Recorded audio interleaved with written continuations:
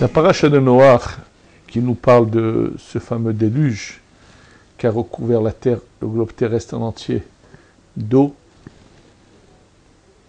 Ce qu'il faut également savoir de très très important, c'est que la vie sur terre, avant ce fameux déluge, avant ce Maboul, n'est pas du tout la même que la vie sur terre après le Maboul.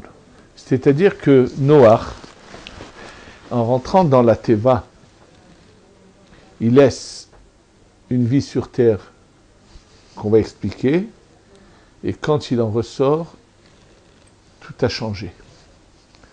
La vie sur terre avant ce fameux Maboul, on l'a expliqué déjà dans d'autres cours sur la paracha de Noach, les hommes sont plus spirituels, il n'y a pas été et hiver, c'est toute l'année le même climat, un climat doux et agréable.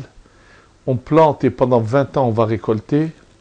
Les hommes sont plus légers pour se déplacer. Il y a un grand nombre de choses qui ont changé. Et malheureusement, c'est à cause bien sûr de toutes ces générations qui ont fauté.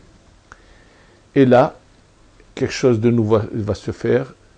Il va y avoir des saisons et donc des problèmes de pluie que vont rencontrer les habitants de la Terre.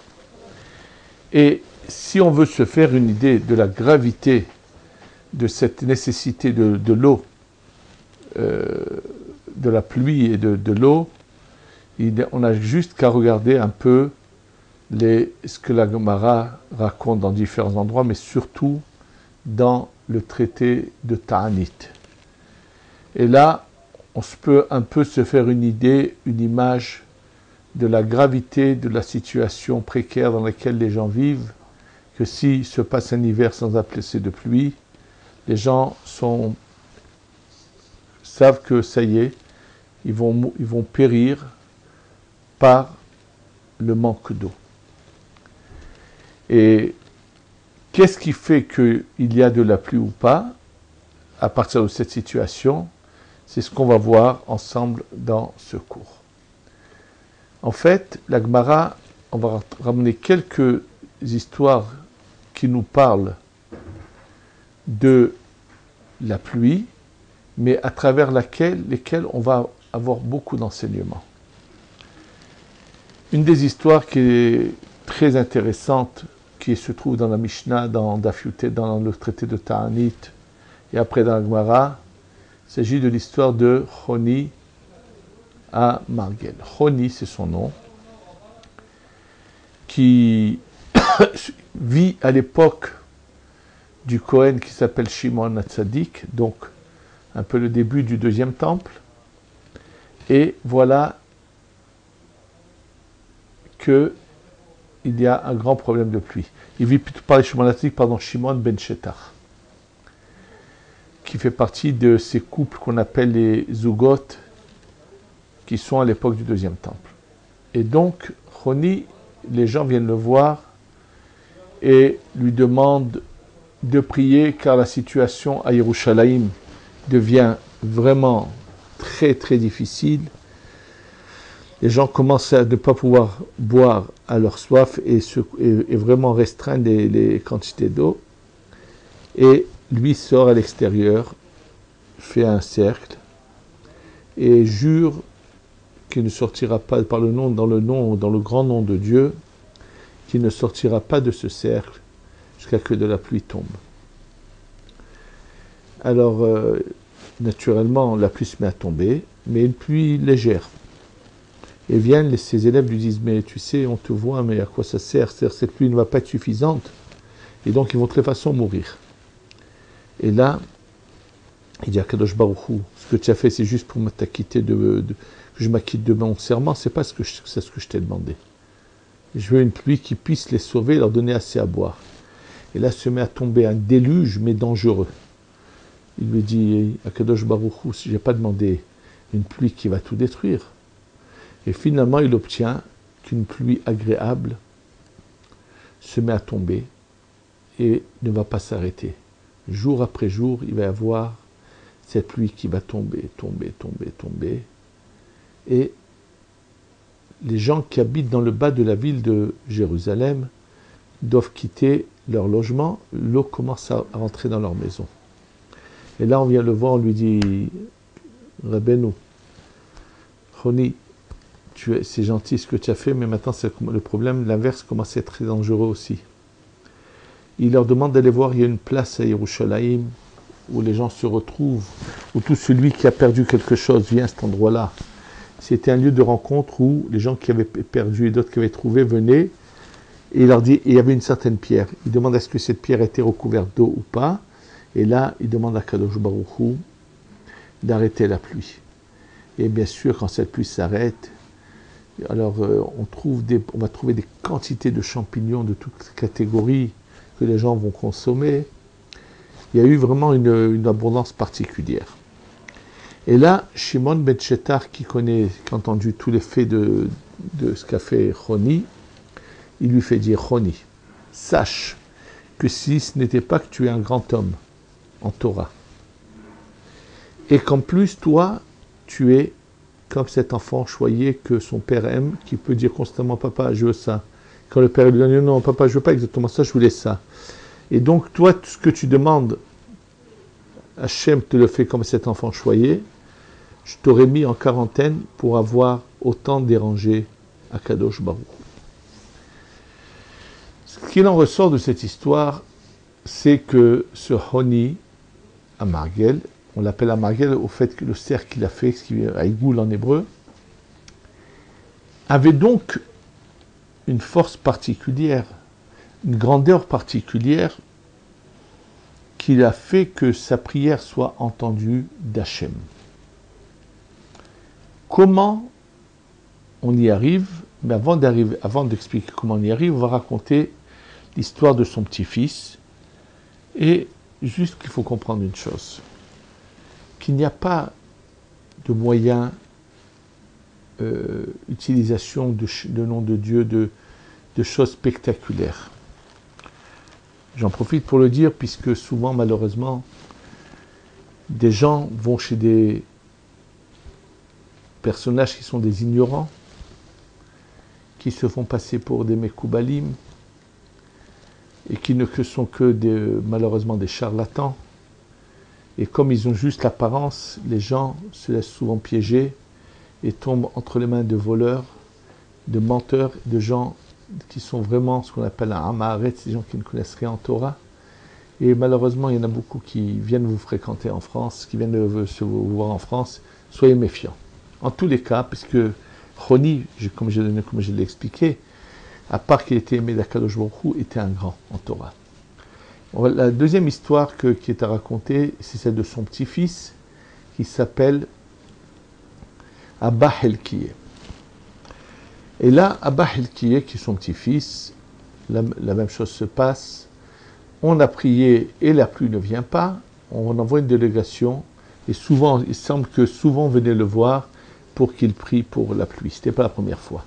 Mais là, cette histoire qui est mentionnée dans la Gemara, apparemment, comme il y a beaucoup de choses, beaucoup d'enseignements à apprendre de cette histoire de Abba Helkiye, donc cette fois-là où ils ont envoyé des Chachamim chez lui est mentionnée dans la Gemara, puisque la Gemara le dit que à chaque fois qu'ils avaient besoin, on envoyait chez lui des Rabbanim demander à ce qu'il prie pour la pluie. Il semble qu'il a souvent été exaucé dans ses prières. Et donc là, nous est raconté le fait que cette fois, on envoie de nouveau 2 Rabbanim, et quand ils arrivent à la maison, il n'est pas là, il y a un de ses enfants qui est présent, il a 2 enfants, un grand et un petit, le grand est là présent à la maison. Et il leur dit non, que son père est dans les champs à tel endroit où, bien sûr, il travaille. Donc ils vont le voir dans les champs, et naturellement, ils lui disent bonjour, lui ne se retourne pas pour les répondre. Ils vont attendre qu'il finisse son travail, et bien sûr, en route, il va par exemple, quand il va prendre un paquet qu'il a préparé de choses qui est à lui pour rentrer chez lui, il va retirer ce vêtement supérieur qu'il a d'une épaule vers l'autre et poser ce paquet sur le côté de son épaule, mais pas sur le vêtement. Il va y avoir en route plusieurs choses assez bizarres.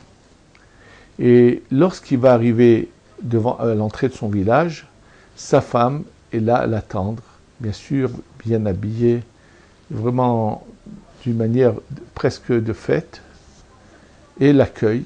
Et bien sûr, lorsqu'il va rentrer chez lui, il fait d'abord passer sa femme, et ensuite lui rentre, et après ces deux rabbanim rentrent chez lui. Et la première chose qu'il fait, c'est qu'eux vont s'asseoir, prendre leur repas, et il n'invite pas ces rabbanim présents au repas. Alors, bien sûr, il y a du pain à table, et il découpe le pain, et il donne aux petits plus de pain qu'aux grands.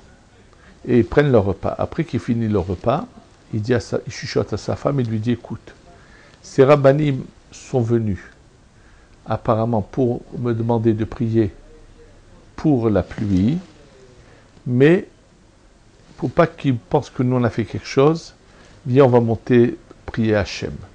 Et le mari et la femme, donc Abba Helki avec sa femme, montent sur le toit, et là, chacun se met à une extrémité du toit et se met à prier. Et immédiatement, du côté de la femme de Abba Helki, les nuages arrivent et la pluie commence à tomber. Abba Helki redescend et va vers ses rabbanim. Il leur dit, maintenant, en quoi je pourrais vous aider? Ils lui ont dit, on est venu te demander de prier pour que tu aies de la pluie. Il leur répond, vous voyez, Hachem a fait que vous n'ayez pas besoin de moi, la pluie est déjà là. Alors ils lui ont dit, écoute, la vérité on la connaît, mais s'il te plaît, laisse-nous te poser quelques questions. Il leur a dit, allez-y. Quand nous sommes venus dans les champs, on t'a dit bonjour, tu ne t'es même pas retourné pour nous répondre. Il leur a dit, je suis un employé qui travaille à l'heure. Si je m'étais arrêté pour me tourner pour vous répondre, j'aurais volé mon patron. Or, je ne suis pas un voleur. Pourquoi tu as retiré le vêtement supérieur de ton épaule avant de mettre le fagot que tu avais à mettre? Il leur a dit tout simplement, ce vêtement que vous avez vu que supérieur n'est pas à moi, on me le prête. On me le prête pour que je me couvre, pour pas que j'ai froid, pour que je sois couvert.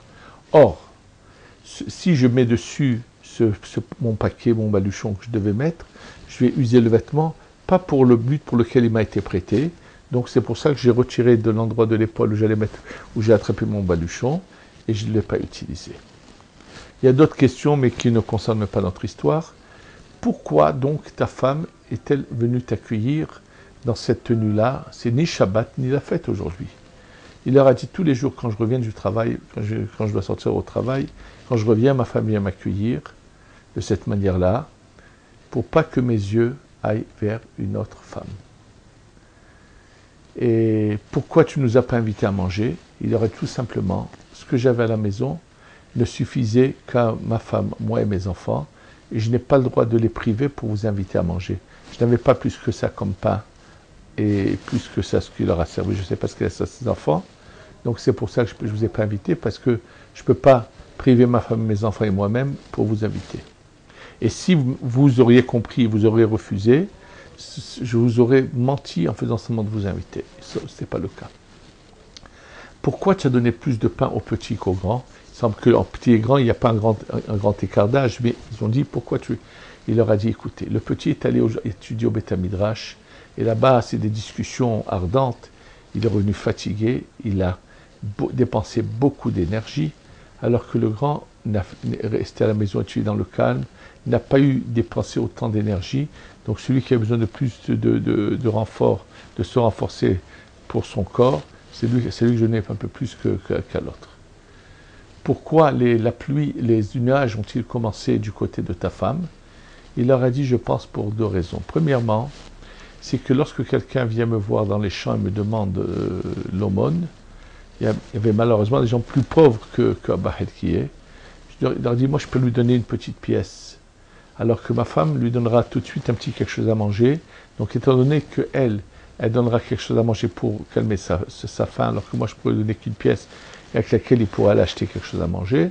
Donc Hachem a fait que les nuages viennent de son côté avant que de mon côté à moi. Et pour une autre raison, il y avait des voyous qui habitaient dans notre quartier, qui étaient même dangereux. Et moi j'ai prié pour qu'ils meurent, et elle a prié pour qu'ils fassent teshuva. Ils ont fait teshuva. Donc c'est pour ça que sa prière a été écoutée avant la mienne, et les nuages sont venus de son côté. Ce qui en ressort de nouveau, on est en face de personnages de personnes que dès qu'il demande à Hachem, il est écouté. Alors bien sûr, ça nécessite de comprendre comment on arrive à ce niveau-là. Alors réellement, la Gemara, dans 2 ou 3 pages après, nous commence à nous donner une information très intéressante qu'on va développer et prouver. Elle raconte qu'à l'époque, plus tard, à l'époque de Rabbi Akiva, il y a un problème de pluie. Et là, les gens jeûnent, font des prières. Et cette prière qui est organisée, Rabbi Eliezer, c'est Rabbi Eliezer ben Orkenos le Grand, le maître qui a été celui qui a au début enseigné la Torah à Rabbi Akiva. Et lui improvise 24 formes de prière et il n'est pas répondu. Donc il se retire. Et là, Rabbi Akiva va devant ce qu'on appelle le Hamoud, devant le lieu où le Shaliach Tzibour, le maître ministre officiant, fait la prière et dit Avinu Malkenu Avinu Ata. Notre Père, notre Roi, tu es notre Père. Avinu Malkenu Enanu Melech Elata. Dieu notre Roi, on n'a que toi comme Roi. Avinu Malkenu Rahemanu, Dieu notre Roi, aie pitié de nous. Et avec ces 3 phrases-là, une pluie se met à tomber. Alors bien sûr, les gens, voyant que 24 prières de Rabbi Eliezer ne sont pas répondues, et 3 phrases de Rabbi Akiva font immédiatement descendre la pluie, les gens commencent à mal parler et vont dire « Ah, Rabbi Akiva c'est un grand. Rabbi Eliezer n'est pas aussi grand qu'on le croyait. » Et là, une voix du ciel va sortir, va dire « Non, tout le monde va l'entendre. Lo chez Gadol Misé, ne pensez pas que Rabbi Akiva est plus grand que Rabbi Eliezer. » C'est-à-dire, en Torah, les deux sont des géants de la Torah. Il n'est pas plus petit. La différence est que Rabbi Akiva, dans sa manière d'agir, est beaucoup plus conciliante que celle de Rabbi Eliezer. Ma'avir al-midotav. Il sait se taire, être beaucoup plus conciliant que Rabbi Eliezer. Rabbi Eliezer se conduit bien, mais Rabbi Akiva fait beaucoup plus que lui. Ce qu'il en ressort donc de manière évidente de cet enseignement, c'est que ce qui compte devant Hachem, c'est les midot tovot, les bonnes qualités. Et là, pour bien le comprendre, je vais vous ramener une Gemara qui se trouve dans Ta'anit Daf Kaf Bet. La Gemara raconte que un Rav qui s'appelait, qui est en même temps médecin, qui s'appelait Abba Omana. Même ceux qui ont étudié tout le Chasse en entier, tout le Talmud, n'ont presque jamais rencontré son nom, le nom de ce personnage qui s'appelle Abba Omana. Et la Gemara nous dit que ce Abba Omana, tous les jours, entendait une voix du ciel qui le bénissait en lui donnant le bonjour. Abaye, que vous avez dû, ceux qui ont fait un peu de Gemara l'ont rencontré, puisqu'il n'y a pas un traité de Gemara où ne figure pas le nom de Abaye. Et là, la Gemara nous dit qu'Abaye, lui, c'était que tous les vendredis avant Shabbat, qu'il recevait cette bénédiction, ce bonjour du ciel. Alors Abaye, il savait, je ne sais pas comment, mais il savait que Abba Omana, lui, c'était tous les jours qu'il recevait ce bonjour du ciel avec cette bénédiction. Et ça l'a donc un peu touché. Il a demandé au ciel pourquoi je n'ai pas le mérite d'avoir comme Abba Omana tous les jours le bonjour du ciel. Moi, c'est qu'une fois par semaine et lui tous les jours. On lui a dit parce que tu n'es pas à son niveau dans ses qualités d'agir. Dans sa manière d'agir, il a des midot tovot, des qualités que tu n'as pas. Tu n'es pas arrivé à cela. Et la Gemara de raconter, bien sûr, comment il agissait. Les gens venaient pour qu'il leur fasse. La manière dont on soignait avant, c'était de enlever un peu de sang de la personne. C'était par rapport à la nature des individus. Il leur fallait donc faire des ponctions de sang qui les guérissaient. Il savait où les faire, à quel endroit et tout. Et lorsque lui, donc, les gens venaient pour se faire soigner, dans les lieux d'attente, il séparait les hommes des femmes. Et les femmes, ils les recouvraient d'un vêtement avec... Il y avait juste un trou où ils pouvaient toucher aux membres seulement, où il avait besoin de toucher pour faire cette ponction de sang, mais et comme elle était recouverte, donc ils ne voyaient pas cette femme. Ils faisaient très attention à sa pureté, à sa sainteté, à sa grandeur. Et les gens, il avait une manière d'être payé qui était discrète, pour que celui qui n'a pas de quoi payer ne se sente pas mal à l'aise. Il faisait en sorte que la paye soit mise dans une boîte qui n'était pas devant lui, pour que celui qui n'a pas de moyen de payer ne se sente pas mal à l'aise, puisse partir et quand même soigner sans être payé. Et lorsqu'il avait un étudiant de Torah qui venait, non seulement qu'il ne se faisait pas payer, mais il lui donnait même de l'argent, puisque une fois qu'on leur retirait du sang, il fallait qu'après ils mangent de manière bien pour récupérer. Il leur donnait même de l'argent pour qu'ils s'achetaient à manger, qu'ils puissent manger de manière sans avoir de problème. Et alors, naturellement, Abaye, comme on lui avait répondu du ciel que Abba Omana a quelque chose de particulier, tenant à voir jusqu'où pouvait aller cette grandeur de Abba Omana, il envoie deux de ses élèves, il leur dit, vous allez aller loger chez lui et vous allez le tester. Alors, naturellement, quand ils arrivent chez lui, il leur sert leur repas et, avant d'aller dormir, il achetait pour ses invités des nattes en laine, qui étaient en forme de... C'était quelque chose dans lequel ils se couchaient, de très belles nattes en laine, qu'il donnait à ses invités pour dormir. Et bien sûr, toutes neuves. Et naturellement, eux, qu'est-ce qu'ils ont fait? Le matin, en se levant, ils ont plié ces nattes, ils les ont pris, et ils sont partis avec. Il les a vus prendre les nattes et partir avec. Alors, il leur avait dit, vous savez, c'est à vous. Avant d'aller dormir, il leur avait fait comprendre que s'ils les prennent, il n'y aurait pas de problème. Simplement, ils ne l'ont même pas dit, ils auraient pu lui dire, est-ce qu'on peut les prendre? Non, ils les ont pliés, ils les ont pris, ils sont partis. Et ils ont attendu que lui sorte au marché, sur la place du marché. Quand il est sorti, ils sont venus vers lui, ils lui ont dit, combien tu évalues ces nattes en laine? Parce qu'ils voulaient les lui vendre. Et lui était prêt à leur acheter. Bien que c'était les siennes qu'on avait pris, mais ce n'était pas grave, il était prêt à le faire. Il leur a dit, leur valeur c'est tant et tant. Alors ils lui ont dit, oui, tu les évalues à bas prix parce qu'on te propose de les acheter. Il leur a dit, c'est le prix que moi, je les ai payés. Donc, j'évalue ce que vraiment ça vaut. Et il était prêt donc à leur payer le même prix, alors que c'était lui qui les avait achetés, ils l'ont pris de chez lui. Alors ils lui ont dit, écoute, on est vraiment stupéfait de ta grandeur. Ils ont voulu lui rendre. Il leur a dit, je suis désolé, mais moi, je vous les ai donnés. Alors ils lui ont dit, mais dis-nous, quand tu nous as vu prendre ces nattes, qu'est-ce que tu as pensé? Qu'on était des voleurs ou qu'on a mal agi? Qu'est-ce que tu as pensé? Il leur a dit, j'ai pensé aucun mal de vous. J'ai pensé tout simplement que pourquoi vous êtes venus loger chez moi, c'est que vous aviez besoin d'aumône parce que vous deviez peut-être aller racheter quelqu'un qui avait été pris en prisonnier contre rançon. C'était malheureusement des choses qui se passaient fréquemment et que vous avez été gêné de me demander clairement de l'argent. Alors vous avez pris les nattes que je vous avais dit qu'elles étaient à votre disposition. Et maintenant, donc, comme vous avez besoin d'argent, vous voulez donc les vendre pour que, avec cet argent, vous allez racheter cette personne qui a été... C'est ce que j'ai pensé, tout simplement. Il les a jugés d'une manière positive, d'une manière vraiment sans leur faire la moindre réflexion, la moindre remarque. Je vais juste ouvrir une parenthèse. Aujourd'hui, ce matin, je monte dans un taxi et bien sûr, en montant, je lui dis Boker Tov, qui veut dire bonjour. Et après, je lui ai donné ma direction.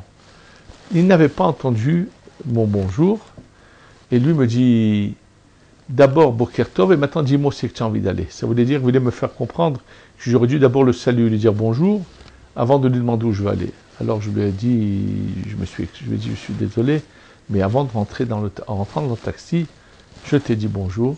Alors bien sûr il s'est excusé, je lui ai dit simplement tu ne l'as pas entendu. Alors il s'est excusé, mais supposons que j'avais fait l'erreur de ne pas dire bonjour. Il ne pouvait pas se retenir de faire cette réflexion. Or, c'est une grandeur de savoir que même quand on est en face de quelqu'un qui, selon notre opinion, n'a pas agi dans les règles de la bonne conduite, de bons égards, ne pas faire de remarques, c'est pas évident, c'est très dur de savoir se taire, de ne pas faire de remarques. Et là, on voit quelqu'un comme un Bahid qui donne l'hospitalité. Et apparemment, il semble que ce sont des nattes en laine qui valent beaucoup d'argent. Il voit des gens à qui il a donné l'hospitalité se lever, prendre de chez lui quelque chose qu'il leur a donné comme hospitalité, sortir avec sans lui dire un mot. Et non seulement qu'il n'a pas réagi, il n'a pas dit un mot, mais lorsqu'après ils vont le rencontrer, ils viennent le lui vendre, il aurait pu leur dire vous voulez me vendre ce qui m'appartient, rien du tout, pas un mot. Et quand ils l'ont dit mais qu'est-ce que tu as pensé quand tu nous as vu faire ça? Il leur a dit j'ai tout simplement pensé, vous aviez besoin d'aumône pour une mitzvah et que vous étiez gêné de me le demander, et donc moi je voulais. Alors ils ont voulu lui rendre, il leur a dit non, moi je vous les ai donnés en cadeau. Puisque je vous les ai donnés en cadeau, je ne reprends pas quelque chose que j'ai donné. Donc, qu'est-ce qu'on voit à travers cette histoire? Une grandeur en conduite qui est tellement belle qu'un homme comme celui-là, tous les jours, une voix du ciel va venir lui dire bonjour et le bénir. Ce qu'il faut bien sûr, ce qu'il faut avant tout, c'est pour arriver à cela, c'est pas que de l'apparence. Ceux qui pensent, surtout je parle dans le milieu aujourd'hui francophone, le français, où on pense être des gens polis et des gens avec une bonne éducation, sachez que tout ce qui est apparent, mais qui n'est pas ancré en soi à travers une étude profonde comme celle de la Torah, ne résistera pas à des provocations. Et c'est pour ça qu'on a vu même les gens les plus polis, les plus courtois, les plus tout ce que vous voulez, que lorsqu'on les a, ou bien ils ont bu un verre de trop, ou qu'on les a provoqués, ils vont en un instant changer complètement d'attitude, ne plus être les mêmes personnages. Et aussi courtois et aussi polis qu'ils peuvent être à l'extérieur, ils peuvent être souvent de grands animaux dans leur maison, vis-à-vis de leur entourage. C'est des hommes, c'est vis-à-vis de leurs femmes, c'est des femmes vis-à-vis de leur mari, ou vis-à-vis de leurs enfants, de leur entourage, bref.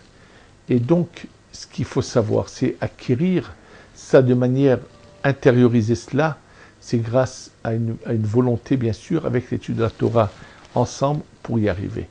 Et donc, on est de nouveau là, en face de ce que Hachem aime le plus, c'est cette conduite irréprochable, cette conduite qui fait que l'homme devient vraiment à l'image de Dieu, qui est la perfection dans sa manière d'agir.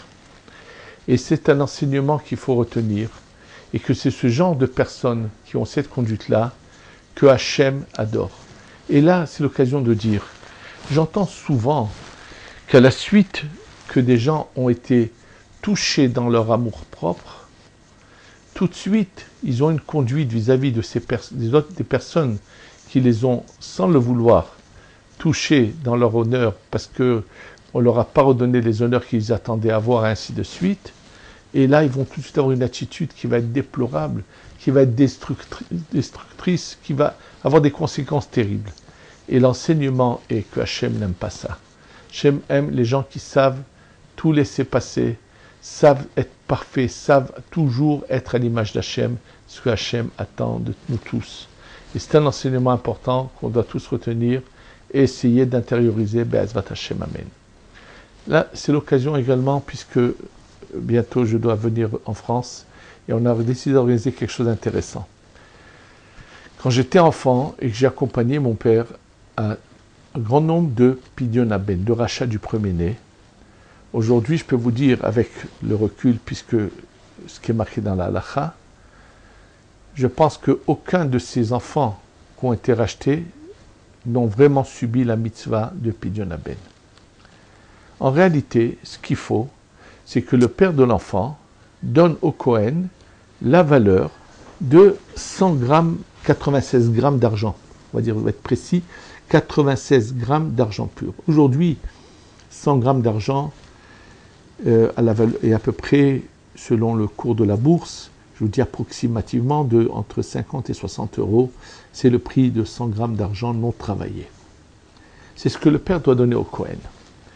Or, avec les années, les gens ne connaissant pas la mitzvah, comment elle devait se passer, On supposait que c'était juste une sorte de folklore. Et on ramenait tous les bijoux de madame et des fois de la famille. On donnait comme ça un paquet de bijoux au Cohen, mais on ne les lui donnait pas. Parce que qui allait donner tant d'argent à un Cohen comme ça? Pourquoi? Donc les gens pensaient que c'était un folklore, on donne des bijoux. Et ensuite, le Cohen prenait ces bijoux, les redonnait. Et moi je parle du cas d'Alger où que j'ai vu, les gens donner un gâteau au Cohen à la place des bijoux. C'est pas qu'ils avaient fait un échange, ils pensaient que c'était ça le folklore. Mon père m'a raconté que, Zechrono Livracha, que lui gardait en général les bijoux 2 ou 3 jours, après il les renvoyait, et les gens lui envoyaient un gâteau. Mais les gens pensaient que c'était ce que je vous dis, encore une fois, un folklore. Il n'était pas du tout question dans leur tête de faire cadeau de tous ces bijoux au Cohen, pas du tout. Ce n'était pas la valeur, mais c'est ce que. Ils ne savaient même pas qu'il fallait donner quelque chose de vraiment au Cohen. Il m'a dit qu'une fois, après le Pidyon Ben, avant de sortir, le père est venu l'arrêter. Il a dit hey, monsieur Cohen, redonnez-nous les bijoux. Ils n'ont même pas laissé sortir avec les bijoux. Ils lui ont donné donc ce gâteau en contrepartie. Un Pidyon Ben fait dans ces conditions-là n'est pas valable. Et si, d'abord, c'est dommage parce que c'est une mitzvah qui n'y a qu'une fois dans la vie qui concerne le premier-né, mais il y a moyen de réparer la chose. Lorsque la question a été posée au Rav Chaim Ovadia Yosef, puisqu'on lui a rajouté un prénom, qui est qu'Hachem lui envoie la refoua shelema, il a dit oui, dans des Pidyon Ben fait de cette manière-là où le père ne savait pas qu'il fallait donner quelque chose de manière définitive au Kohen, ce Pidyon Ben n'est pas bon et donc il faut le refaire. Juste s'abstenir de faire la bracha, mais refaire la mitzvah de Pidyon Ben.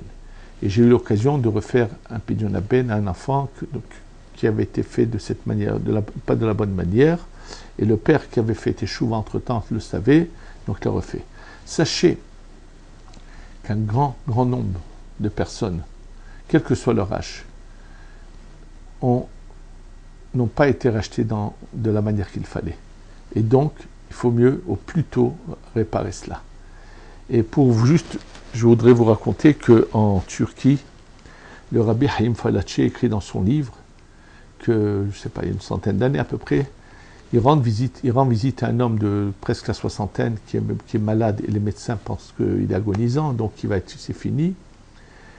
Et tout d'un coup, Rabbi Haïm Falatché se met à penser, mais lui est un aîné et peut-être que malheureusement son Pidyon Ben n'avait pas été valable. Il lui dit, est-ce que tu voudrais que je t'emmène à Cohen, on refasse le Pidyon Ben? Et le malade lui fait signe que oui. Et donc c'est ce qu'ils font, et tout de suite le miracle, c'est qu'il guérit et qu'il se relève en bonne santé. Le Hida écrit qu'un Pidyon Ben fait dans les règles de l'art, où le Cohen ayant reçu ces 100 grammes d'argent, qui représentent, je vous ai dit actuellement, entre 50 et 60 €, et ne les rend pas aux parents, l'enfant vivra longtemps et évitera les maladies des enfants. C'est ce que le Hida ramène de la transmission qu'il a des rabbanim de Yerushalayim depuis des générations. Mitzvah tellement importante qui est malheureusement, comme je vous l'ai dit, dans un grand nombre de cas, n'a pas été faite comme il le fallait. Donc il nous est venu l'idée que Be'ezrat Hashem, lors de mon voyage à Paris, on va organiser pour tous ceux qui le désirent et voudraient refaire le Pidyon Ben. Je me ferai le plaisir en tant que Kohen de le refaire. D'autant plus que Baruch Hashem, dans notre famille, nous savons que nous sommes une lignée de Kohanim qui remonte jusqu'au Kohen qui s'appelait Tzadok HaKohen de l'époque du roi David. Donc nous avons cette transmission qu'on est des Kohanim de génération en génération. Et donc tous ceux qui le désirent, nous serons très heureux de Be'ezrat Hashem l'aider à accomplir la mitzvah. Et pour tout renseignement, veuillez contacter Pinchas Belaïch et au numéro 06 14 19 23 19 23 et lui vous donnera Be'ezrat Hashem le lieu où aura lieu le Pidyon Ben et Be'ezrat Hashem qu'on puisse aider les gens à bien accomplir cette mitzvah, quel que soit l'âge de la personne, bien sûr. Un enfant qui n'a pas encore 13 ans, c'est son père qui pourra de nouveau le racheter. Dès que ça dépasse 13 ans, c'est lui-même qui doit se racheter. Comme on l'expliquera, ce n'est pas un problème. Donc, Be'ezrat Hashem, Kadosh Baruch Hu fasse qu'on puisse aider les gens à bien faire cette mitzvah et שנשמע ונתבשר בשורות טובות, qu'on ait la גאולה שלמה, qu'on arrange nos מידות, שיעברו במהרה בימינו, אמן ואמן.